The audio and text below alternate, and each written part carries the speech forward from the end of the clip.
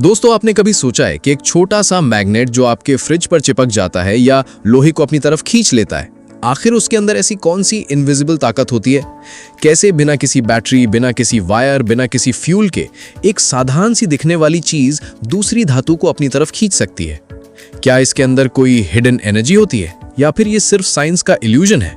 और अगर मैं आपसे कहूं कि मैग्नेट की खोज ने इंसान को सिर्फ कंपास ही नहीं बल्कि इसी ने Motors, speakers, MRI machines, hard drives और मॉडर्न टेक्नोलॉजी की पूरी दुनिया बदल दी, तो क्या आप यकीन करोगे? क्योंकि आज हम आपको ले चलने वाले हैं एक ऐसी अदृश्य दुनिया में जहां एटम्स की टाइनी मूवमेंट्स एक ऐसी फोर्स पैदा करती हैं जो सदियों से इंसान को हैरान करती आई है। तो चलिए जानते हैं मैग्नेट यानी चुंबक का पूरा सच, प्राचीन खोज से लेकर मॉडर्न सुपर मैग्नेट्स तक। सबसे पहले समय में थोड़ा पीछे चलते हैं। करीब 2500 साल पहले प्राचीन ग्रीस में एक जगह थी, मैग्नीशिया। यहीं पर लोगों ने पहली बार एक अजीब पत्थर देखा जो आयरन को अपनी तरफ खींचता था। इस पत्थर को कहा गया लोडस्टोन और यही था दुनिया का पहला नेचुरल मैग्नेट। असल में ये एक मिनरल था, मैग्नेटाइट, जिसमें आयरन ऑक्साइड मौजूद होता है। लोगों के लिए ये किसी जादू से कम नहीं था, क्योंकि बिना छुए ये धातु को अपनी तरफ खींच लेता था।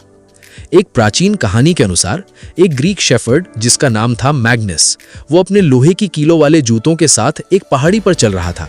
अचानक उसके जूते जमीन से चिपकने लगे क्योंकि नीचे मैग्नेटाइट था। हालांकि ये कहानी पूरी तरह हिस्टोरिकल प्रूफ नहीं रखती, लेकिन मैग्नेट शब्द के ओरिजिन से इसे जोड़ा जाता है। धीरे धीरे चाइना ने मैग्नेट की असली प्रैक्टिकल पावर को पहचाना। करीब 200 बीसी से 100 बीसी के बीच चाइनीज सिविलाइजेशन ने लोडस्टोन का इस्तेमाल पहले फॉर्च्यून टेलिंग में और बाद में नेविगेशन में करना शुरू किया। उन्होंने एक स्पून शेप्ड लोडस्टोन बनाया जो स्मूथ ब्रॉन्ज प्लेट पर रखा जाता था और वो हमेशा नॉर्थ साउथ दिशा दिखाता था। यही था दुनिया का पहला कंपास। यानी मैग्नेट ने पहली बार इंसान को दिशा दिखाई और यहीं से शुरू हुआ समुद्री यात्राओं का रेवोल्यूशन, क्योंकि कंपास के बिना महासागरों में नेविगेशन बेहद मुश्किल था। फिर आया साइंस का दौर। 1600 में इंग्लिश साइंटिस्ट विलियम गिलबर्ट ने मैग्नेटिज्म पर डिटेल स्टडी की। उन्होंने अपनी फेमस बुक डी मैग्नेट में बताया कि अर्थ खुद एक जायंट मैग्नेट की तरह बिहेव करती है। यानी कंपास की नीडल नॉर्थ की तरफ इसलिए जाती है क्योंकि पृथ्वी का मैग्नेटिक फील्ड उसे अलाइन करता है। ये डिस्कवरी रेवोल्यूशनरी थी, क्योंकि पहली बार मैग्नेटिज्म को मैजिक नहीं बल्कि साइंस के रूप में समझा गया। अब सबसे बड़ा सवाल, मैग्नेट काम कैसे करता है? दोस्तों, हर मैग्नेट के अंदर होते हैं billions of tiny magnetic domains. इन्हें आप माइक्रोस्कोपिक मिनी मैग्नेट समझ सकते हो। नॉर्मल आयरन में ये डोमेन्स अलग अलग दिशाओं में होते हैं, इसलिए उनकी ताकत कैंसिल हो जाती है। लेकिन जब इन्हें एक डायरेक्शन में अलाइन कर दिया जाए तब पूरी मटेरियल एक स्ट्रॉन्ग मैग्नेट बन जाती है। यानी मैग्नेटिज्म असल में इलेक्ट्रॉन्स की मूवमेंट और एटॉमिक अलाइनमेंट का रिजल्ट है। हर इलेक्ट्रॉन का एक मैग्नेटिक मोमेंट होता है। जब बहुत सारे एटम्स एक ही जैसी डायरेक्शन में अलाइन हो जाते हैं तब मैग्नेटिक फील्ड बनता है और यही इनविजिबल फील्ड आयरन, निकल, कोबाल्ट जैसी मेटल्स को अट्रैक्ट करता है। अब समझिए, हर मेटल मैग्नेट से क्यों नहीं चिपकती? क्योंकि सिर्फ कुछ खास मटेरियल्स, फेरोमैग्नेटिक मटेरियल्स जैसे आयरन, निकल, कोबाल्ट, इनके एटॉमिक डोमेन्स आसानी से अलाइन हो सकते हैं।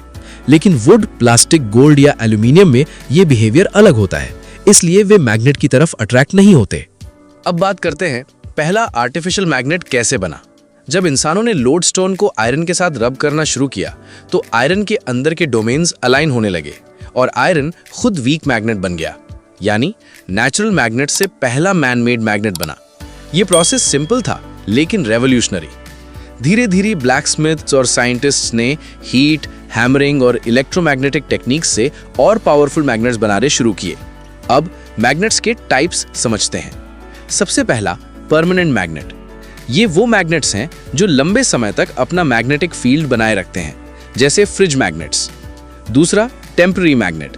ये सिर्फ मैग्नेटिक फील्ड में आने पर मैग्नेटाइज होते हैं, जैसे कुछ इंडस्ट्रियल टूल्स। तीसरा इलेक्ट्रोमैग्नेट, और यही सबसे पावरफुल कैटेगरी है। जब इलेक्ट्रिक करंट वायर कॉइल से गुजरता है तो मैग्नेटिक फील्ड बनता है। अगर कॉइल के अंदर आयरन कोर डाल दिया जाए तो फील्ड और स्ट्रांग हो जाता है। यही प्रिंसिपल इस्तेमाल होता है क्रेन्स में, इलेक्ट्रिक बेल्स में, स्पीकर्स में, एमआरआई मशीन्स में और मोटर्स में। यानी आज की modern civilization electricity plus magnetism के कॉम्बिनेशन पर चलती है। लेकिन कहानी यही नहीं रुकती।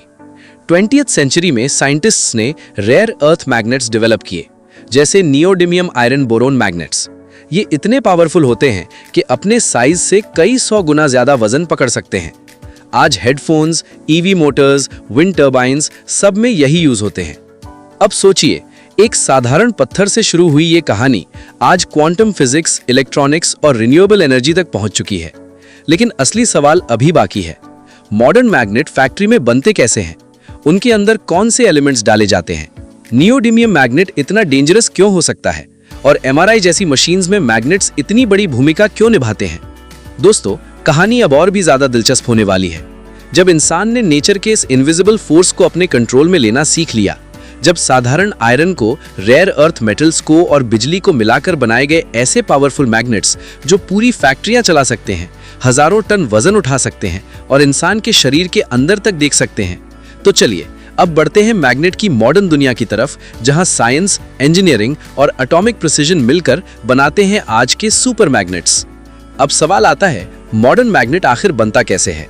दोस्तों, आज के समय में मैग्नेट्स कई अलग अलग मटेरियल से बनाए जाते हैं।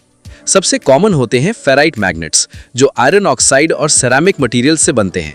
इनका इस्तेमाल speakers, school projects, fridge magnets और छोटे मोटर्स में होता है।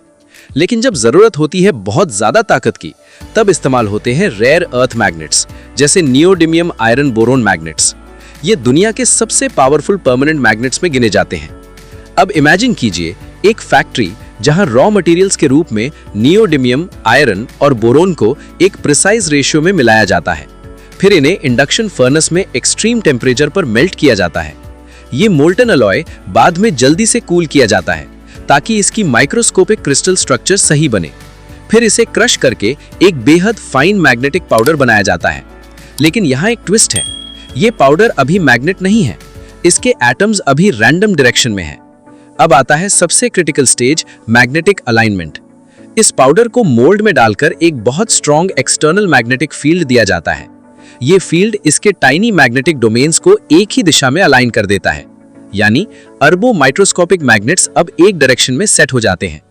फिर इस अलाइंड पाउडर को हाई प्रेशर से कंप्रेस किया जाता है और सिंटरिंग फर्नेस में हीट किया जाता है। सिंटरिंग मतलब पाउडर पार्टिकल्स को इतना हीट करना कि वो मेल्ट हुए बिना एक सॉलिड डेंस स्ट्रक्चर में बॉन्ड हो जाएं। इसके बाद मैग्नेट को कट, ग्राइंड और शेप किया जाता है। क्योंकि नियोडिमियम मैग्नेट्स बेहद ब्रिटल होते हैं, यानी स्ट्रॉन्ग जरूर, लेकिन ग्लास की तरह क्रैक भी हो सकते हैं। इसलिए इनके ऊपर निकल, जिंक या निपॉक्सी कोटिंग चढ़ाई जाती है ताकि करोजन ना हो। और आखिर में एक फाइनल मैग्नेटाइजिंग मशीन उन्हें उनकी फुल मैग्नेटिक स्ट्रेंथ देती है और तब जाके बनता है सुपर मैग्नेट। अब सोचिए, इतना छोटा मैग्नेट लेकिन ताकत इतनी ज्यादा कि दो बड़े नियोडिमियम मैग्नेट्स अगर तेजी से आपस में टकरा जाएं तो उंगलियां तक चोटिल हो सकती हैं। अब समझते हैं मैग्नेट के पोल्स क्या होते हैं। हर मैग्नेट के दो पोल्स होते हैं, नॉर्थ और साउथ। जब ऑपोजिट पोल्स पास आते हैं तो अट्रैक्ट करते हैं, लेकिन सेम पोल्स एक दूसरे को रिपेल करते हैं। यही बेसिक प्रिंसिपल मोटर्स और जनरेटर्स की फाउंडेशन है। अब आई सबसे रेवोल्यूशनरी डिस्कवरी।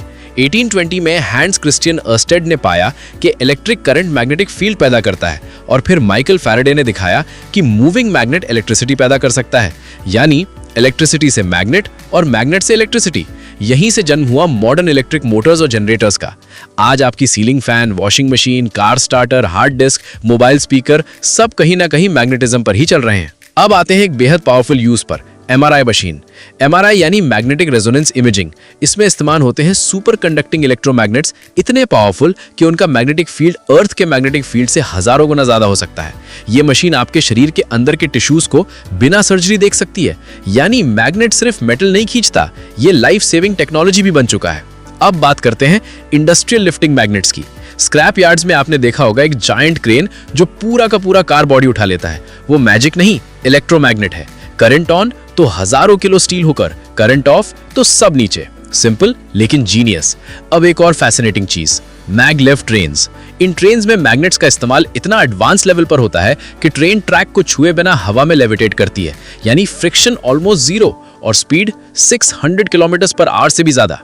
लेकिन दोस्तों, हर पावरफुल चीज के साथ रिस्क्स भी आते हैं। Strong magnets pacemakers, electronics और स्टोरेज डिवाइसेस को अफेक्ट कर सकते हैं। नियोडिमियम मैग्नेट्स अगर बच्चे निगल लें तो ये बेहद डेंजरस हो सकता है। इसलिए मैग्नेट जितना यूजफुल है उतना ही केयरफुल हैंडलिंग भी मांगता है। अब सोचिए, एक पत्थर जिसे एंशिएंट लोग जादू समझते थे, आज वही नेविगेशन, इलेक्ट्रिसिटी, मेडिसिन, ट्रांसपोर्ट और कंप्यूटिंग का बैकबोन बन चुका है।